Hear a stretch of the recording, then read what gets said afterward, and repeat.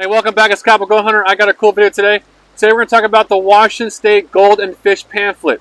So if you're a resident here, or if you're traveling here and you want to do some recreational mineral prospecting, there are rules that apply to this practice. And it's in a book like this. I put it in a binder, but you can print this out on WDFW, and all the information that you need to know is right inside of here. Now, I did contact the guy that wrote this, and I had very direct questions, and he gave me very specific answers because there's a few parts of the rules that I did not understand. But now I know, so now you'll know, so you don't get in trouble when you prospect. Now, this is going to be a two-part series. This first part's going to be about the section that deals with the rules without timing restrictions. So let's get right into that one. All right, so it's May 2022.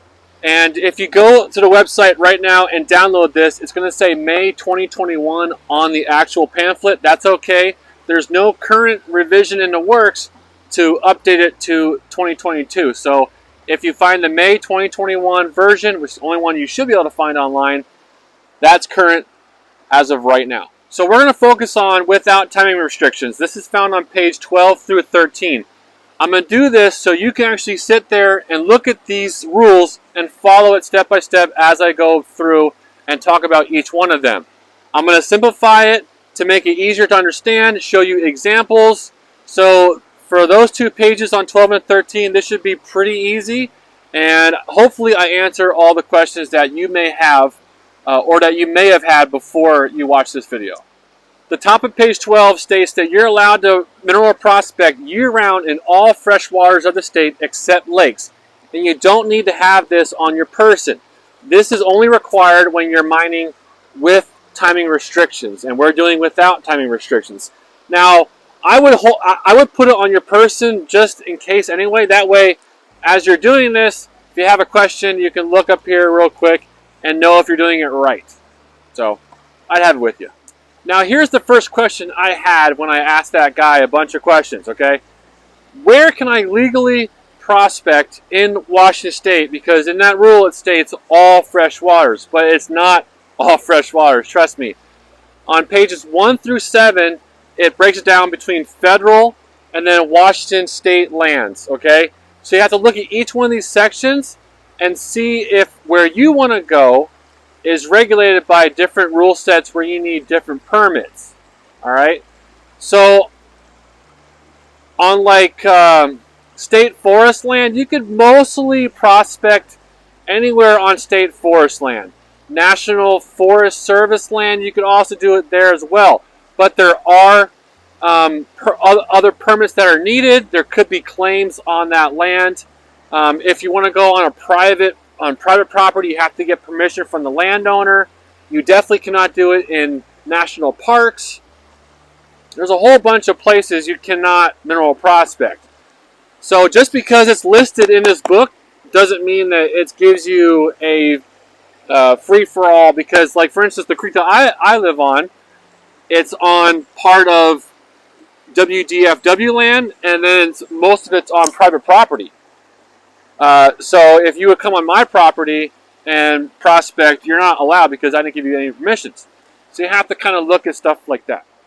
Rule 1 states that you're only allowed to use non-motorized equipment and tools. So like pans, sluices, mini rocker boxes, high bankers, concentrators, anything you want, but it has to be non-motorized in all capacities. And the riffle area has to equal 3 square feet or less. Alright, so Rule 2 states that you're not allowed to use any type of vehicle-mounted winches to remove large woody material or boulders that are embedded in the wetted perimeter, which I'll get to in just a quick second. But you can use one-handed, like come-alongs, ropes, chains, cables to support and move material like large woody stuff that's not embedded. So this is not embedded, or boulders that aren't embedded. Now, what is a wetted perimeter? There's a definition on the page prior, and at the bottom of this page you'll see like a diagram of the creek bed, and it tells you where you're allowed to mineral prospect. Now, this is considered the wetted perimeter where the water meets the bank right here. So wherever you have wetness, that's the wetted perimeter. So here, and then I have a small little channel that runs down here. This area in between my two creeks, that's called the frequent scour zone. And this is open game without timing restrictions. So you can prospect in this dry bed area. Alright? We'll get to further definitions in just a little bit. Rule 3 states that you're only allowed to work within the wetted perimeter 1/2 hour before official sunrise to 1/2 hour after official sunset. Rule 4 is pretty much why we have the rule book in the first place. It's all about the fish. So if there's any fish activity, fish reds, where you're working actively in the creek, you're supposed to relocate to a different spot. We don't want to disturb the fish life and put stresses on them, etc. Now also, if you encounter freshwater live mussels, you're supposed to relocate for that as well. So if you see any type of fish activity, just go somewhere else. And if you don't know what a fish red looks like, Google it. I don't have anything locally to show you what it actually looks like. There are some definitions in the book on the page prior, so you can try and interpret from the definition what a fish red looks like. Rule 5 is all about the aggregate excavation, collection, and removal. You can only excavate with non-powered tools and equipment. So like shovels like this, or bigger shovels. Rule 5b states that you are not allowed to work within the wetted perimeter, and that's the collection, excavation, or removal of aggregate within this area. So you cannot pull material out of the wetted perimeter to run through a sluice when you're dealing without timing restrictions. Now, what does that mean, without timing restrictions? I'll show you right now. This might be the most confusing part of all the rules, and this is a great time to try and clarify that. When you can work within the wetted perimeter, and that's this area right here. And what I mean by work, that's actually taking material from it and putting it through a pan or a sluice, okay? And that's where we get the with timing restrictions and without timing restrictions. And this all starts on page 17 to the very end of the pamphlet. It goes by each county, and it lists a whole bunch of creeks and rivers and streams within those counties, and it gives you the timing restriction dates. So let's say we're in Jefferson County, Washington. This is on page 24. And we're on a creek that's not listed on that page. Next to the county name, there's a general date of July 16th through October 31st. We can only work within the wetted perimeter, taking material out between those dates. Alright? Now let's say we're on a creek that's listed under Jefferson County. Let's pick Salmon Creek. Salmon Creek, we can only work within the wetted perimeter between July 16th and August 31st. So that's the difference when it comes to with timing restrictions and without. Pretty much working within the wetted perimeter. Now I can work within the wetted perimeter not during those times, but I can't collect material from this area outside of those times. 5C states that you're only allowed to work in one excavation site at a time. You can have multiple people working in that one site. And if you want to have a second site, that's okay, only if it's used as a settling pond where you have water in there for other reasons. 5D states if you're removing or collecting aggregate, you're not allowed to stand within the wetted perimeter or allow that aggregate that you collected to go in the wetted perimeter. So this is me collecting aggregate from the frequent scour zone, not being in the perimeter and not letting it go into the perimeter. 5D is very simple. If you make a hole during your excavation, they want you just to fill it back in and try and level it the best you can and put any boulders that you took out and put them back in the spot. 5F states that you're not allowed. Oh, leaky boot. Okay. This boot leaks. Quick reminder.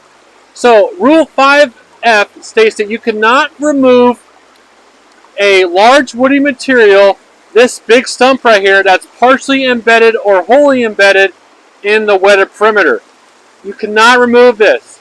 You can't move it, disturb it, nothing. You can't cut it either.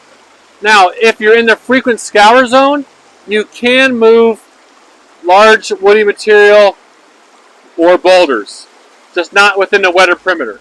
Rule 5G is just letting us know that we cannot disturb, cut, remove any type of live rooted woody vegetation from anywhere in the area.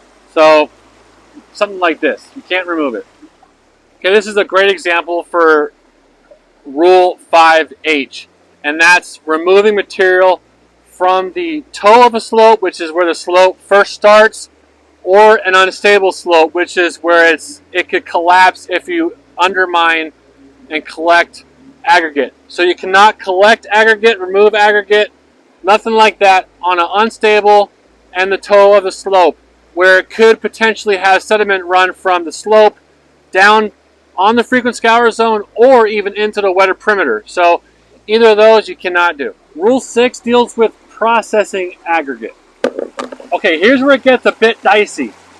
Now, on Rule 6A, it states that you can stand within the wetted perimeter when processing aggregate with pans and sluices.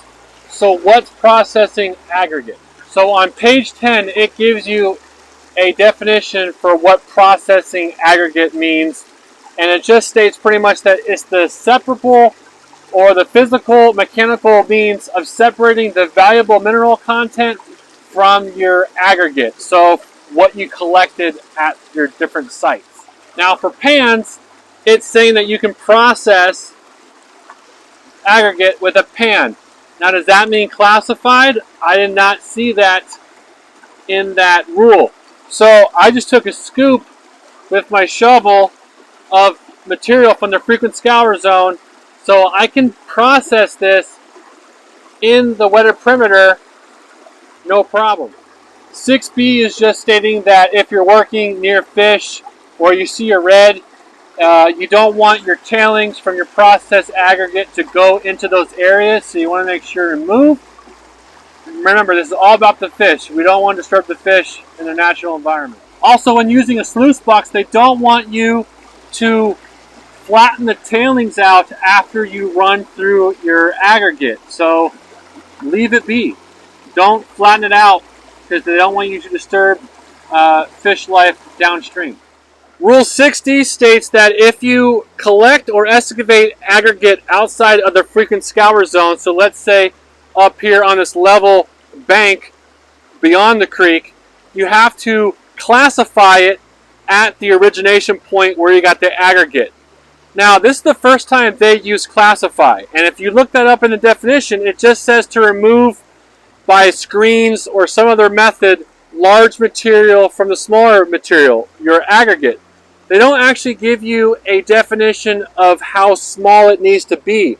So use your best judgment when they say classify. It could be 1 inch, 2 inch, 3 inch, 1/8 inch, 1/4 inch.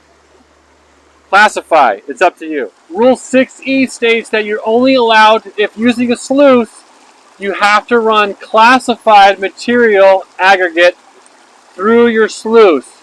So again, what's classified? What size is that? I don't know.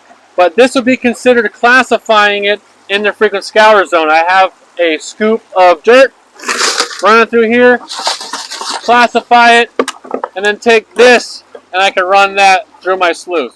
6F states that I cannot use a sluice that's bigger than 25% of the wetted perimeter that I want to put it in. And that's at its widest spot. So obviously right here, it's like 100% of the wetted perimeter.